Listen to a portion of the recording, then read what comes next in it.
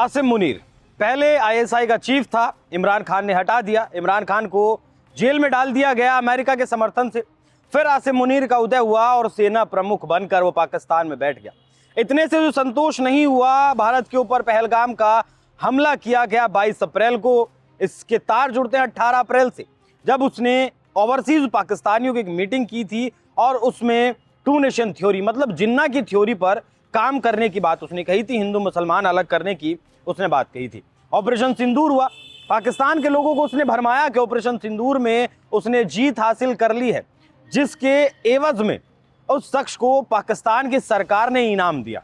शहबाज शरीफ जो प्रधानमंत्री हैं और आसिफ अली जरदारी जो राष्ट्रपति हैं, इन दोनों ने मिलकर अपनी कुर्सी बचाने के लिए, क्योंकि आज तक कोई भी प्रधानमंत्री पाकिस्तान में अपना 5 साल का शासन पूरा नहीं कर पाया है, और जिसने भी सेना अध्यक्ष के साथ टक्कर ली वो तो बच ही नहीं पाया।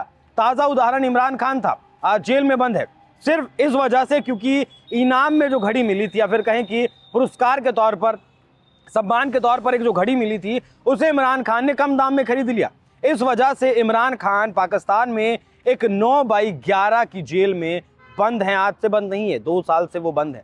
इसी को लेकर शहबाज शरीफ ने अपनी कुर्सी बचाने के लिए आसिम मुनीर को पाकिस्तान का फील्ड मार्शल बना दिया। पाकिस्तान का फील्ड मार्शल बनना आसिम मुनीर के लिए एक बहुत बड़ी बात थी, क्योंकि अगले साल उसका जो कार्यकाल था वो खत्म हो रहा था। लेकिन फील्ड मार्शल जैसे ही बनाया गया तो उसका कार्यकाल 2027 तक बढ़ गया। यहीं आसिम मुनीर नहीं रुका। आसिम मुनीर ने पहले क्रेडिट लिया ऑपरेशन सिंदूर में भारत को हराने का, भारत के फाइटर जेट गिराने का, पाकिस्तान को भरमाया, फील्ड मार्शल बना। लेकिन अब आसिम मुनीर पाकिस्तान का बाप बनने की तैयारी कर रहा है। 9 तारीख को पाकिस्तान की संसद में एक विधेयक पेश किया जाता है। इस विधेयक में आसिम मुनीर को सबसे ज्यादा ताकत देने की बात कही जाती है, और जो सैन्य तख्तापलट पाकिस्तान में होता आया है पिछले 78 साल का जो पाकिस्तान का इतिहास है, उसमें 33 साल प्रत्यक्ष तौर पर सेना का शासन रहा है। वो जियाउल हक का दौर रहा हो, वो आपका मुशर्रफ का दौर रहा हो, या फिर वो आपका मौजूदा वक्त में आसिम मुनीर का दौर रहा हो। 33 साल प्रत्यक्ष तौर पर सेना का शासन पाकिस्तान में रहा है, और जो बाकी बचता है लगभग 45 साल, उसमें अप्रत्यक्ष तौर पर पाकिस्तान की जो सेना है उसका सरकार में दखल रहा है। वो तो आप सब जानते हैं। लेकिन आज बात करें उस विधेयक की कि क्या क्या ताकत दी गई है, तो ताकत ये दी गई है कि जो आसिम मुनीर होगा और जो संसद में 27वां संशोधन लाया गया है, अगर ये पास हो जाता है तो आसिम मुनीर पाकिस्तान का एक तरीके से कहे बाप बन जाएगा। प्रधानमंत्री और राष्ट्रपति की जो ताकत है, जो पावर्स हैं, वो उसके सामने बौनी नजर आएंगी।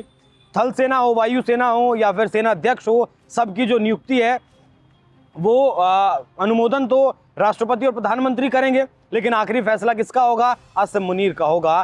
फील्ड मार्शल का जो पद है, अब उसे संवैधानिक तौर पर अपनी संसद में, या फिर कहेंगे संविधान में लिख दिया जाएगा, और सैन्य तख्तापलट को संविधान में जगह दे दी जाएगी। औपचारिक तौर पर उसे ये दे दिया जाएगा कि हाँ, अब उसमें पाकिस्तान में सैन्य तख्तापलट हो सकता है। जजों की नियुक्ति में भी अब आसिम मुनीर की दखल अंदाजी होगी।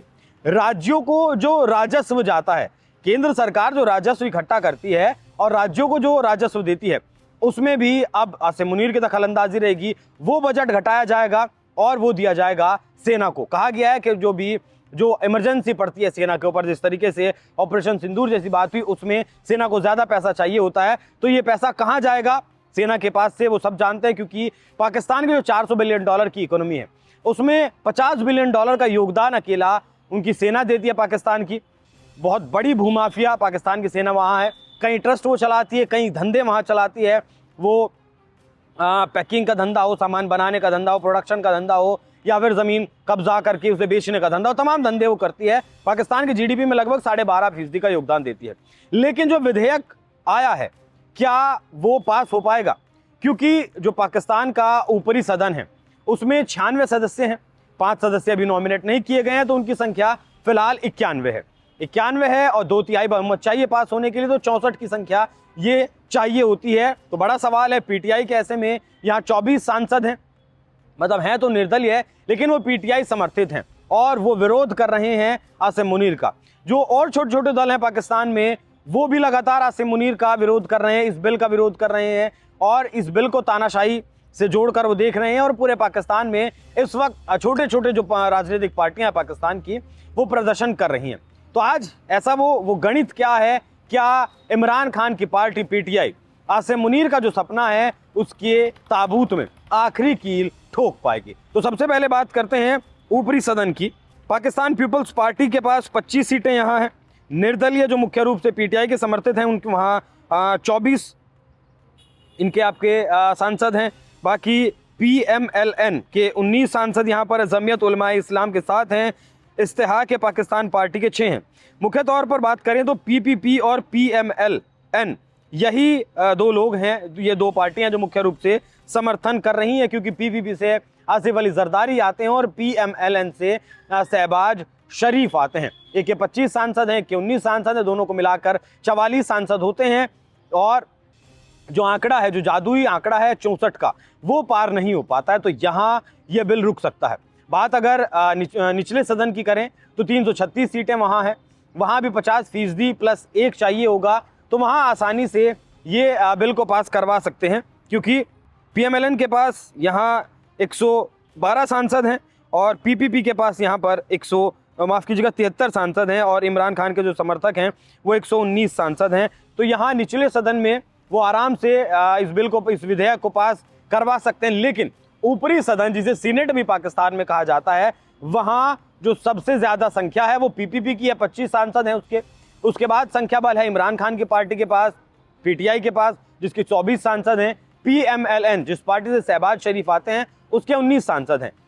बिल को पास करवाने के लिए, विधेयक को पास करवाने के लिए आंकड़ा चाहिए 64 का, जो कि पार नहीं होता है। यहाँ आसिम मुनीर का जो सपना है वो टूट सकता है। जिस इमरान खान को आसिम मुनीर ने जेल में डलवाया, जिस इमरान खान की बीवी को आसिम मुनीर ने जेल में डलवाया, सिर्फ इस वजह से कि आसिम मुनीर और इमरान खान का मतभेद था। आसिम मुनीर की नीतियों से इमरान खान समर्थन नहीं रखते थे, वाकिफ नहीं थे, इस वजह से अमेरिका के समर्थन से उसे जेल में डलवा दिया गया। अमेरिका का समर्थन इसलिए क्योंकि जब 2021 में तालिबान से वापस गया, अफगानिस्तान से अमेरिका वापस गया था, तालिबान का महाशासन आया था, तो इमरान खान ने अपने समर्थित आर्मी अधिकारी को वहाँ भेजा था, जिसकी तस्वीर वायरल हुई थी।